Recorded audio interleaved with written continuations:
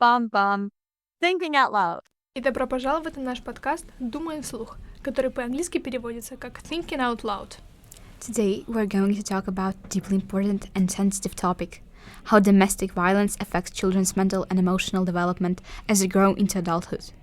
This issue is often hidden inside families, but psychology helps us to understand its long-term impact on individuals and society.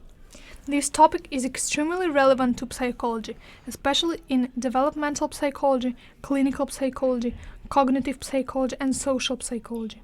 Domestic violence doesn't only affect the direct victim. Children who grow up in violent households are often affected psychologically for the rest of their lives, even if the violence is never spoken about openly. Domestic violence includes physical abuse, emotional abuse, verbal aggression, psychological manipulation, and controlling behaviors that occur within the family environment. These behaviors create an atmosphere where fear becomes normal and safety is never guaranteed. From a psychological perspective, domestic violence creates a chronic atmosphere of fear, instability, unpredictability, which determines a child's basic need for safety and emotional security. When this sense of safety is missing, healthy emotional development becomes extremely difficult. Children who witness domestic violence are often described as secondary or indirect victims, because even without physical harm, the psychological consequences can be severe and long-lasting. The emotional impact can follow them into adolescence and adulthood. According to family system theory, the family functions as an emotional unit, meaning that when one member is affected, the entire system is disrupted. Violence changes the emotional balance of the household. Children may take inappropriate roles, such as becoming emotional caregivers or parents for parents or siblings. This process, known as parentification, forces children to grow too quickly and often leads to emotional exhaustion and anxiety. In developmental psychology, childhood is considered a critical and sensitive period for emotional regulation, brain development, and identity formation. Experiences during this time have a strong influence on later mental health. The brain is highly neuroplastic during childhood, meaning it adapts to its environment. In violent households, the brain adapts to danger rather than safety, which can shape emotional responses for life. This adaptation can affect areas of the brain responsible for emotion processing, impulse control, memory, and decision-making, making everyday emotional regulation more challenging. Children exposed to domestic violence often experience chronic stress, which activates the hypothalamic pituitary and adrenal axis, also known as the HPA axis. The system controls how the body responds to stress and danger. This leads to the repeated release of stress hormones like cortisol, causing the nervous system to remain in a constant state of hyperarousal. Over time, this can seriously affect both mental and physical health. As a result, children may also appear anxious, emotionally reactive, easily startled, or constantly alert to potential threats, even in safer environments. Neuroscientific research shows that chronic exposure to violence can affect key brain structures involved in emotional processing. These changes are adaptations to stress, but they come at a psychological cost.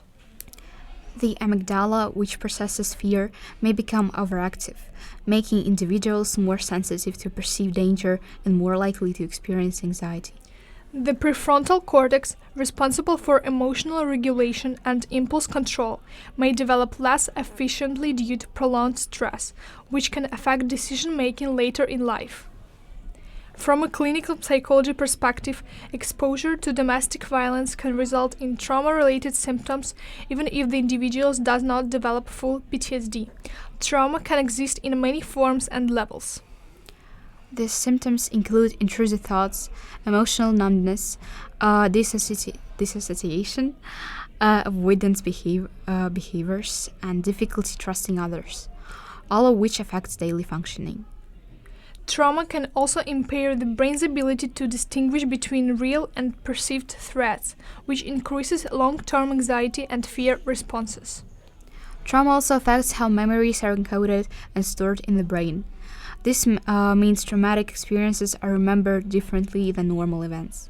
Instead of being stored as coherent narratives, traumatic memories are often encoded as emotional or sensory fragments such as sounds, feelings, or images. This explains why individuals may experience intense emotional reactions without consciously remembering the original event.